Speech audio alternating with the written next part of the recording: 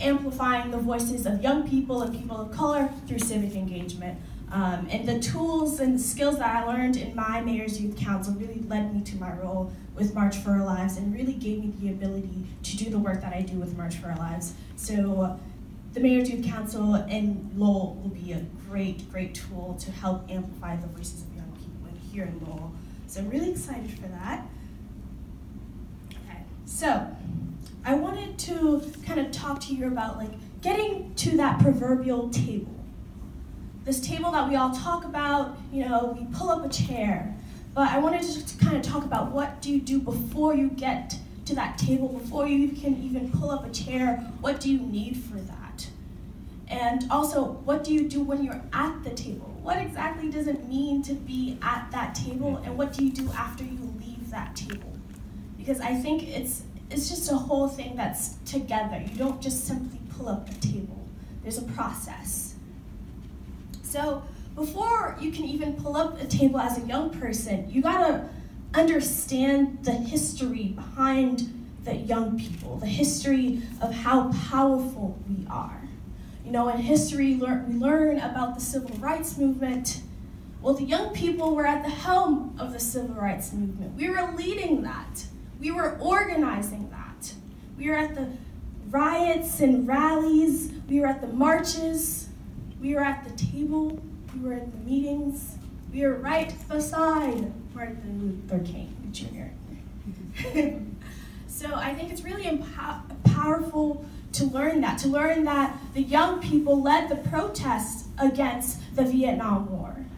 To learn the fact that the young people are leading the protests right now with March for Our Lives, the protests against gun violence in our communities. The protests against climate change on a global scale, local scale. We're leading all of that. It's about realizing our power. It's not about empowering or someone giving you power, but instead activating the power that's already within yourself. So,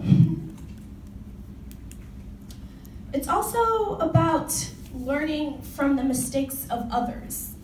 You gotta understand our history and the mistakes that were made before we even got here, because those are the mistakes we're gonna be trying to fix right now. You gotta understand how they made those mistakes in the first place so that you don't repeat them. The last thing we want is for us young people to have the power and do nothing with it. So we have to learn about what came before us. And once we have learned that, we need to be able to create a world in our vision.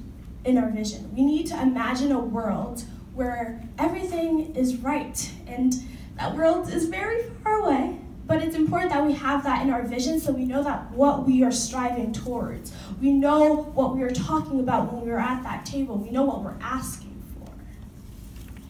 And that's where the history comes in, because you gotta learn the mistakes and what was happening to be able to think of the future and what we want for us, for ourselves and our descendants in the future.